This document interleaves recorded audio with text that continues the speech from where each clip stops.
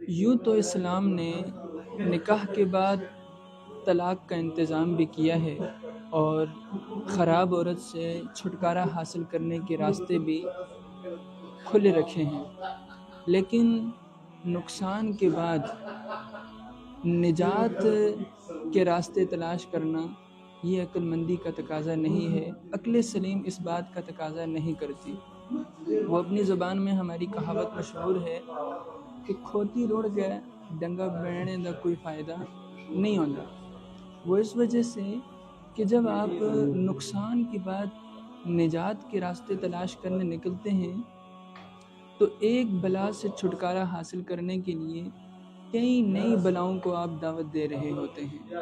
وہ اس طرح کہ جس عورت کے ساتھ آپ نے برسوں گزارے ہوتے ہیں اس کے ساتھ بغض و عناد پیدا ہوتا ہے، نفرت پیدا ہوتی ہے، اس کے رشتہ داروں کے ساتھ نفرت پیدا ہوتی ہے، اور اگر رشتہ اپنوں میں ہو تو پھر یہ نفرت، یہ بغض و عناد خاندانوں تک منتقل ہو جاتا ہے۔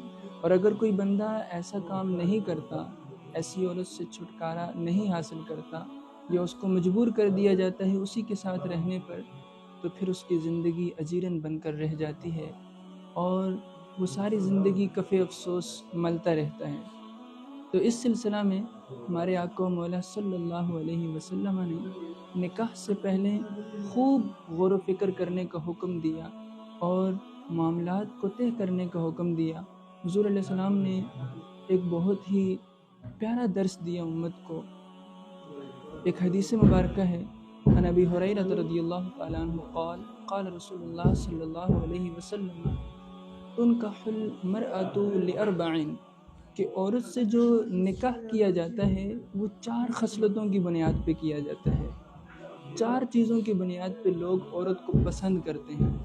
نمبر 1، لمالہا، اس کے بینک بیلنس کو دیکھ کر اس کو منتخب کیا جاتا ہے کہ اس کا بینک بیلنس کتنا ہے۔ پھر فرمایا ولحسبہا، اس کے حسب و نسب کو دیکھ کر اسے منتخب کیا جاتا ہے۔ پھر فرمایا ولی جمالہا، اس کے حسن و جمال کی وجہ سے اسے پسند کیا جاتا ہے۔ پھر فرمایا ولی دینہا، آخر میں فرمایا کہ اس کی دینداری کی وجہ سے بھی اس کو پسند کیا جاتا ہے۔ اب یہ تو تھا لوگوں کا انتخاب کہ کچھ لوگ مال و دولت کی وجہ سے منتخب کرتے ہیں، کچھ حسب و نسب کی وجہ سے، اور کچھ حسن و جمال کی وجہ سے، کچھ دینداری کی وجہ سے۔ حضور علیہ السلام کی پسند کیا ہے؟ حضور علیہ السلام نے ارشاد فرمایا فَاظْفُرْ بِذَاتِ الدِّينِ تَرِبَتْ يَدَاكَ، کہ دیندار عورت کو ترجیح دو، تمہارے ہاتھ رنگے جائیں گے، کامیاب ہو جاؤ گے، پرسکون زندگی گزرے گی تمہاری۔ کیوں؟ کیونکہ جو لوگ فقط عورت کی مال و دولت کو دیکھتے ہیں ان کا مقصد نکاح نہیں ہوتا، ان کا مقصد مفاد ہوتا ہے۔ وہ اپنے مفاد کے لیے ایسی عورت کے ساتھ رشتہ منسلک کرتے ہیں کہ اس کے حصے سے ہمیں بھی کچھ مل جائے گا۔ یاد رکھیے یہ اللہ تبارک و تعالیٰ پر ہے کہ وہ کس کو امیر کرتا ہے، کس کو غریب کرتا ہے۔ بسا اوقات امیر سے امیر شخص بھی مفلس بن جاتا ہے اور غریب سے غریب شخص کو بھی اللہ تبارک و تعالیٰ عروج پر اٹھا لیتا ہے۔ تو دائمی رشتے کے لیے، دائمی رشتہ ازواج میں منسلک ہونے کے لیے مال و دولت کو معیار بنانا یہ عقل مندی کا تقاضا نہیں ہے۔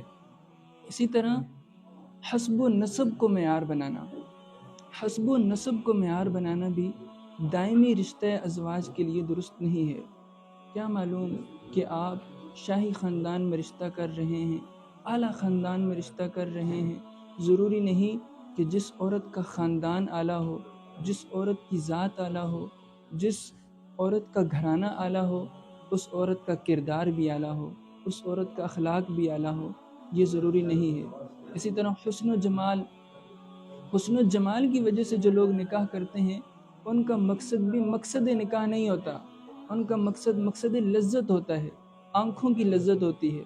یاد رکھیے یہ جو جوانی ہوتی ہے یہ 4 دن کی ہوتی ہے، آئی جوانی گئی ختم ہو گئی، لیکن جو آپ کا رشتہ ہے یہ رشتہ بہت ہی پاکیزہ رشتہ ہوتا ہے۔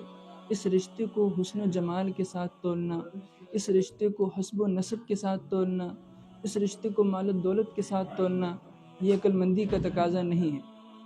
تو نجات کس چیز میں ہے؟ معیار کیا ہے؟ پرسکون زندگی کا معیار کیا ہے؟ حضور علیہ السلام نے ارشاد فرمایا لدینہا، دیندار عورت، جو دیندار عورت ہوتی ہے، جو نیک عورت ہوتی ہے، متقی عورت ہوتی ہے، وہ آپ کی زندگی کو پرسکون بنا دیتی ہے۔ یاد رکھیے گا، دیندار عورت، نیک عورت، متقی عورت، اپنے خاوند کے حقوق کو جاننے والی عورت اگرچہ غریب ہو وہ گھر کو جنت بنا دیتی ہے۔ اگر وہ امیر ہو پھر بھی وہ اپنے خاوند کی توہین نہیں کرتی، کیونکہ جو اکثر اونچے خاندان کے لوگ ہوتے ہیں، جو بڑے خاندان کے لوگ ہوتے ہیں، ان کی عورتوں میں نخوت و تکبر بہت زیادہ پایا جاتا ہے۔ تو یاد رکھیے کہ ہم نے جو اختیار کرنا ہے وہ نیک بیوی کو اختیار کرنا ہے۔ نیک بیوی آپ کے گھر کو جنت بنائے گی۔ نیک بیوی کے ذریعے سے اللہ تبارک و تعالی آپ کو مال و دولت بھی عطا کرے گا۔ نیک بیوی کے وسیلے سے اللہ تبارک و تعالی آپ کی عزت میں بھی اضافہ کرے گا۔ نیک بیوی کے ذریعے سے اللہ تبارک و تعالی آپ کی زندگی کو بھی پرسکون بنا دے گا۔ تو ہمیں اپنے معیار کو درست کرنے کی ضرورت ہے۔ اللہ تبارک و تعالی حضور کے فرامین پر عمل پیرا ہونے کی توفیق عطا